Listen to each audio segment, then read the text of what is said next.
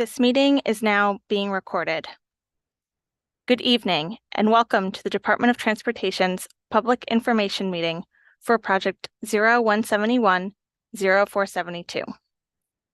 This project will update and install horizontal curve warning signs on local roads throughout 19 towns in District 1, which is located in central Connecticut.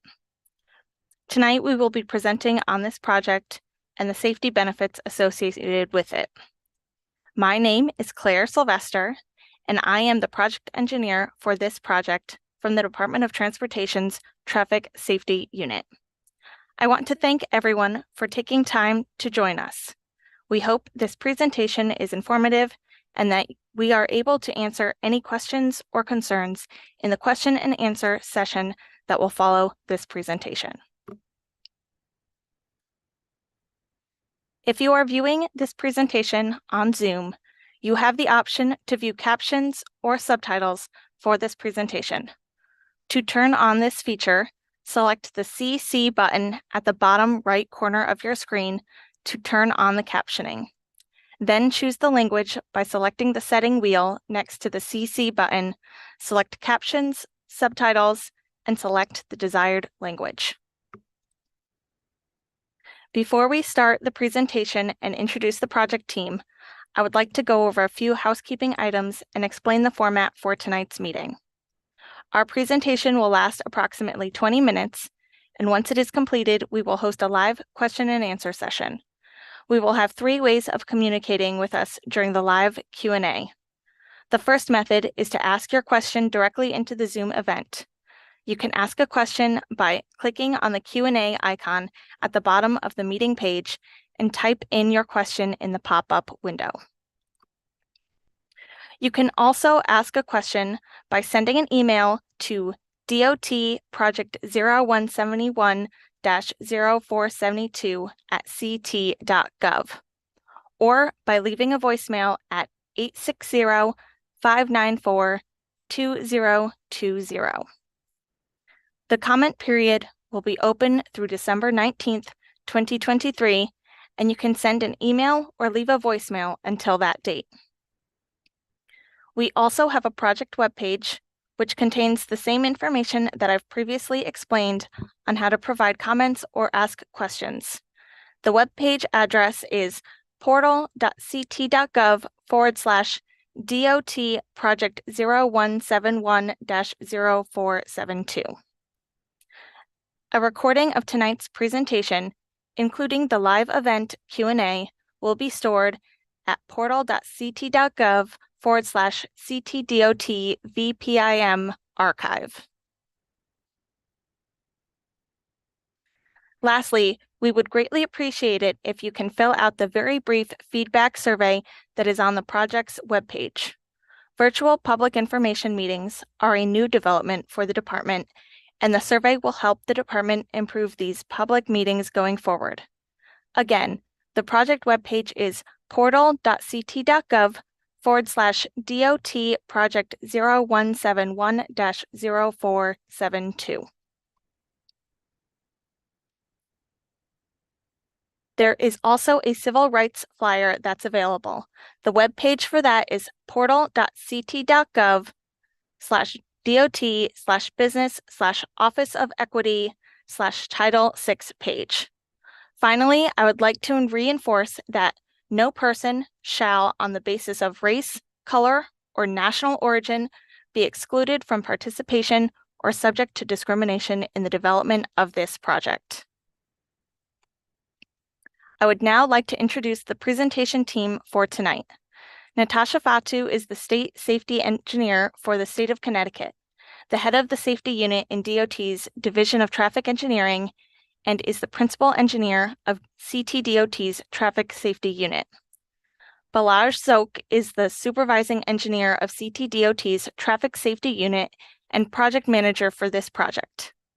Once again, I'm Claire Sylvester and the engineer in the Safety Engineering Unit, the lead engineer for this project and primary presenter for tonight's meeting.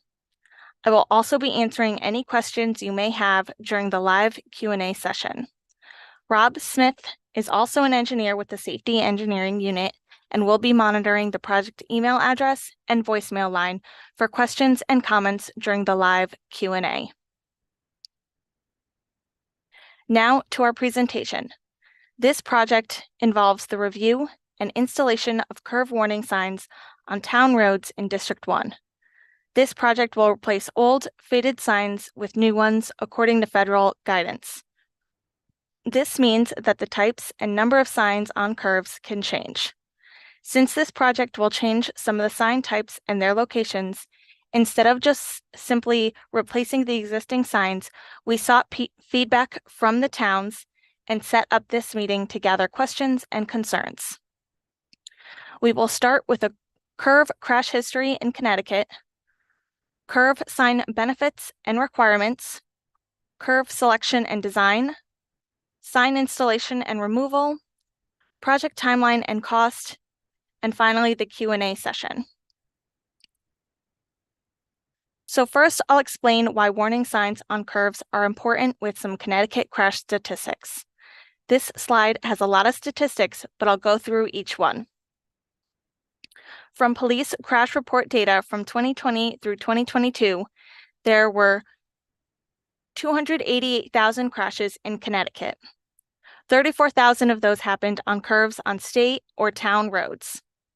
About 12% of crashes happen on curves in Connecticut. Of the total crashes, 72,000 were fatal and injury crashes.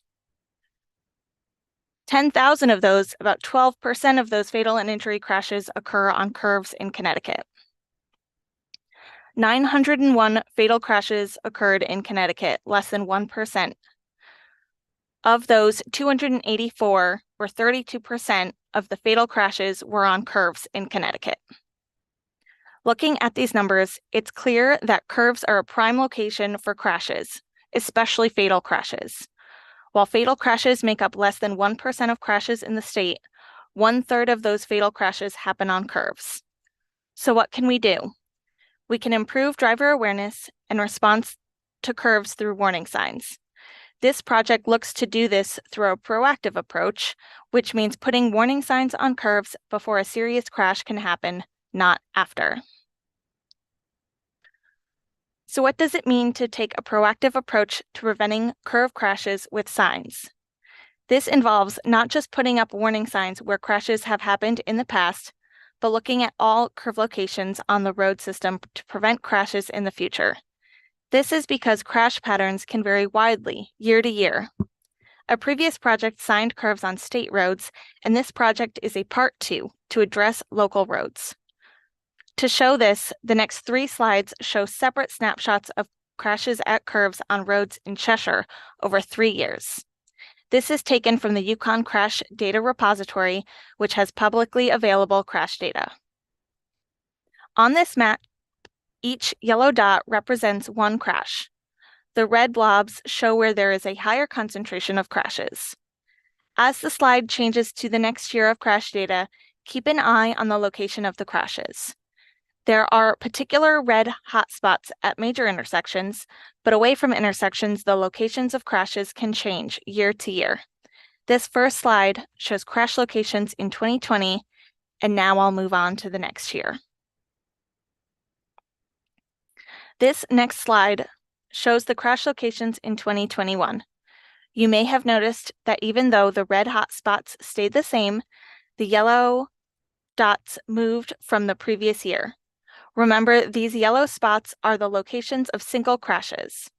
Watch one of those yellow dots to see if they moved again when I go to the next slide now. Now these are the crash locations from 2022.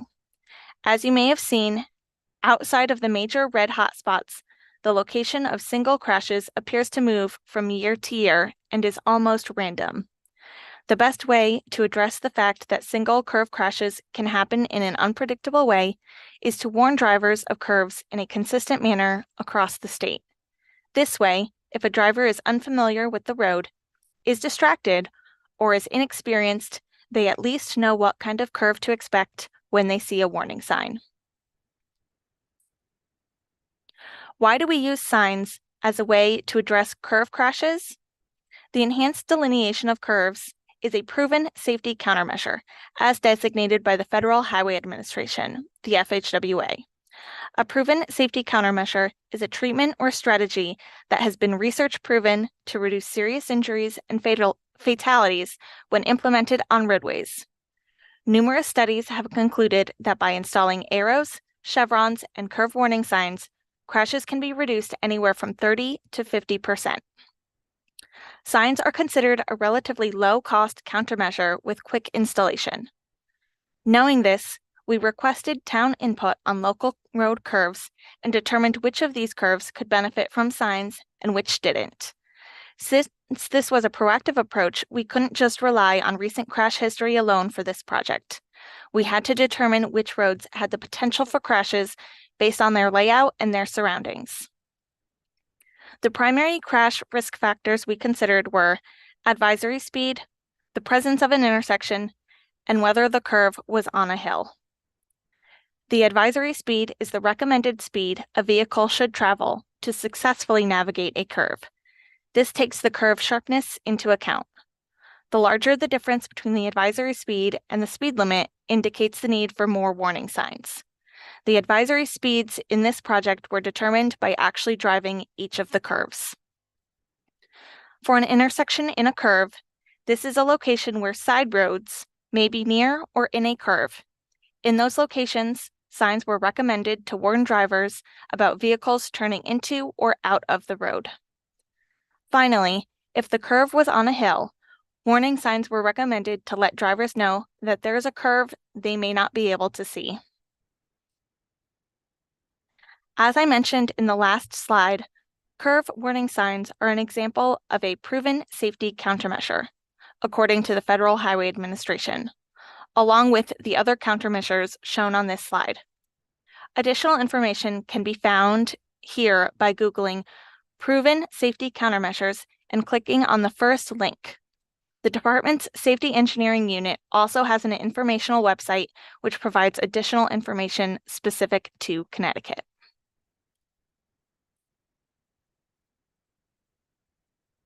Typical warning signs at curves include advance warning signs, which include signs that indicate the geometry of the road, like a curve or winding road, and the presence of side roads.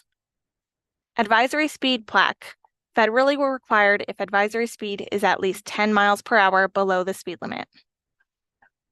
Chevrons or one-direction large arrows are for curves where the advisory speed is at least 10 miles per hour below the speed limit.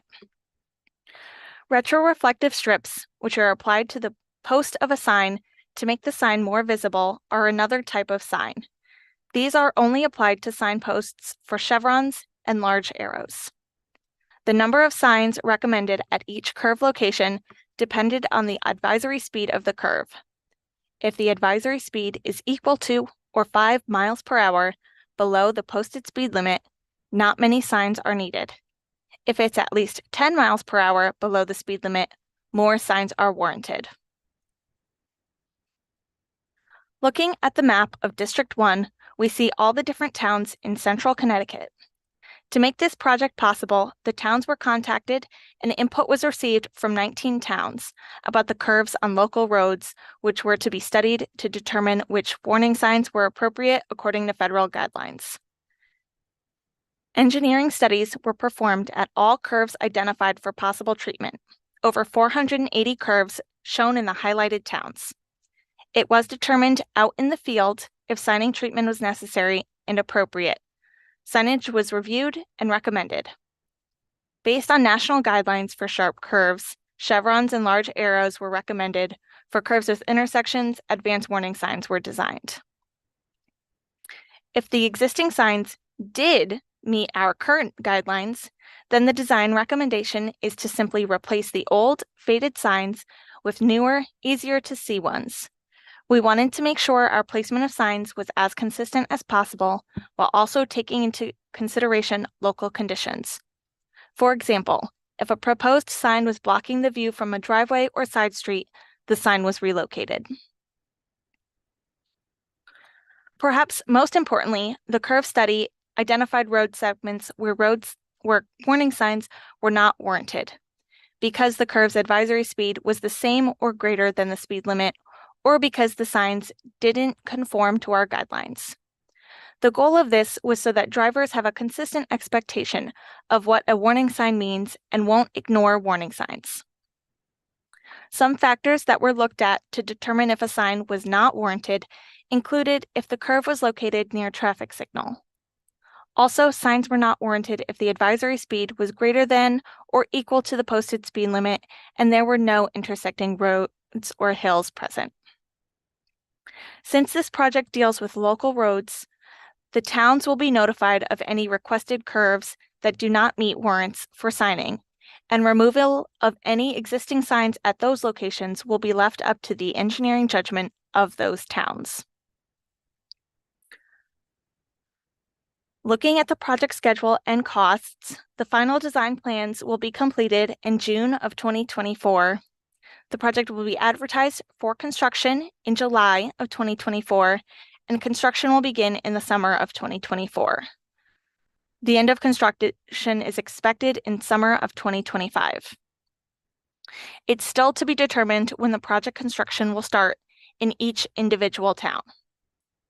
The construction cost of this project will be $575,000.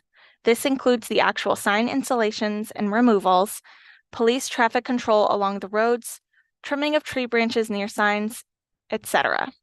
This project is covered 100% by federal funds. And with that, I want to thank you for your time to listen to our presentation. And now it's time to hear from you in our live question and answer session. Remember, you can use the Zoom Q&A to send us live questions. You can also email us any questions or comments via the project email address, or leave a voicemail message on the call-in phone line. We also want to encourage that you take our very brief feedback survey to help us improve how we deliver these virtual public information meetings. With that being said, do we have any questions from the email, voicemail, or chat for us to answer? Thank you, Claire, for that great presentation. This is now the Q&A session of the presentation. As of right now, I don't see any questions from any of the attendees, but just as a reminder, for how you can ask questions in chat, you can post your question in the Zoom live event chat. You can contact us by email at dotproject0171-0472@ct.gov. or by phone at 860-594-2020, where you can leave a message with your question. The project webpage is also up here. It's portal.ct.gov/dot project 0171-0472. And as a reminder, the comment period is open for 2 weeks from today's date, so December 19th, 2023, if anyone thinks of anything between now and then.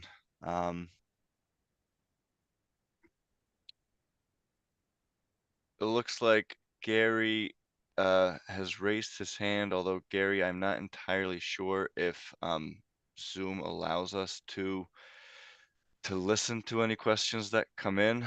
I don't know if you'd be able to type it out if it's straightforward by any chance. If not, again, feel free to let us, send an email or a phone call over, and we do have someone checking both of those, during the presentation.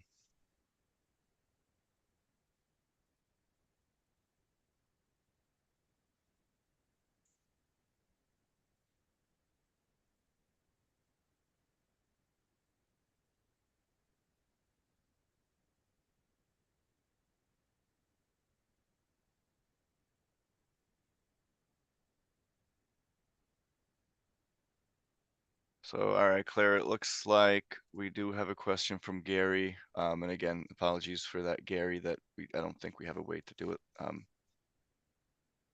live per se. But so Gary's question is, will CTDOT prepare drawings, sign and tree trimming for each site? So we are preparing drawings for sign installations, and we will also be able to send those drawings and plans to the towns for comment during our design phase. Tree trimming will be more site specific and will not be designated on those plans specifically. Okay, thank you, Claire. And as far as for when you get, the towns can expect to receive those plans, we're probably thinking in the next month or so. So thank you for that, Gary. Looks like we have another question from Derek. Will towns be notified ahead of the work beginning?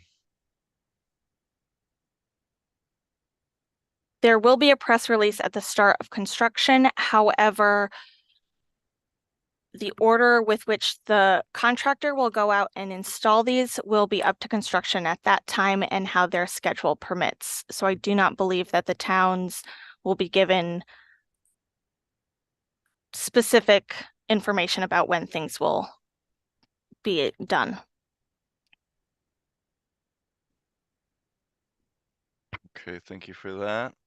We have another question from James Irish. Looks like from Middletown asking, Middlefield. Did Middlefield provide input to the project? Yes, Middlefield did provide streets and locations for this project, and there is a list that can be found, a list of roads that were included that can be found on the project website.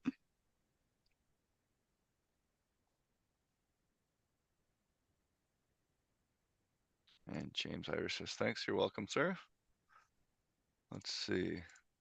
John Lawler has now asked, can towns also expect to receive a list of signs that they, parentheses, the towns, should remove as part of this project? When the plans are sent to the towns for their comment and review, there will also be a list of the locations that were not warranted under this project. The actual list of what signs at those locations that are recommended for removal will not be included. However, those locations will be, the towns will be aware of what the locations are not warranted. Right. In addition to that, John, any signs that are being removed or proposed to be removed, they are going to be called out on the plans that the town receives for review. So it's going to be a combination of remove and install signage as needed.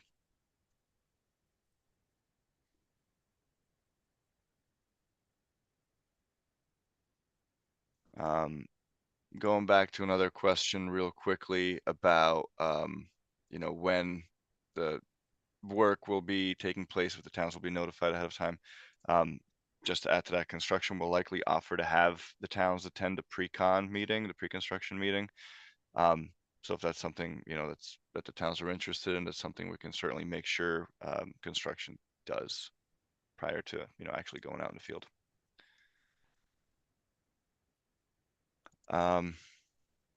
Looks like we have a bit of a lull here in the Q&As. So again, just one more reminder, if anyone is interested or could, I would like to remind and encourage anyone and everyone to participate in our brief survey. The brief survey can be found at portal.ct.gov/CTDOT survey. It just helps us make sure that what we're doing in terms of these VPIMs is helpful and accessible to everybody. Additionally, again, the comment period is open for 2 weeks, so that would be December 19th. And if you do have anything that you aren't thinking of or something comes to you later, the voicemail number is again 860-594-2020, and the project email address is dotproject0171-0472@ct.gov.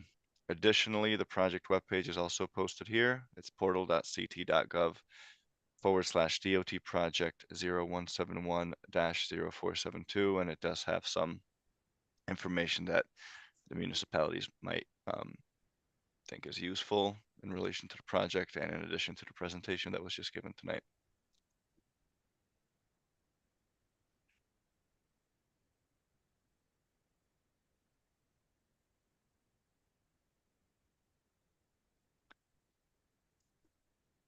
If there are no more questions, we'll give it another little bit. But if there are no more questions, I would like to thank everybody for joining us this evening. Again, reminding everyone that the comment period is open and that the questions can't be sent to us at the project email address on the screen or by phone.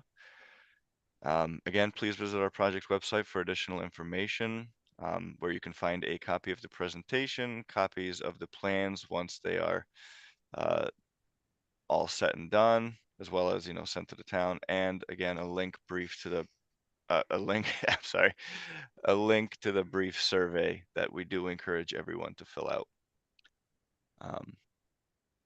So if no one has any additional questions, again, thank you for attending and thank you for your time and enjoy the rest of your night.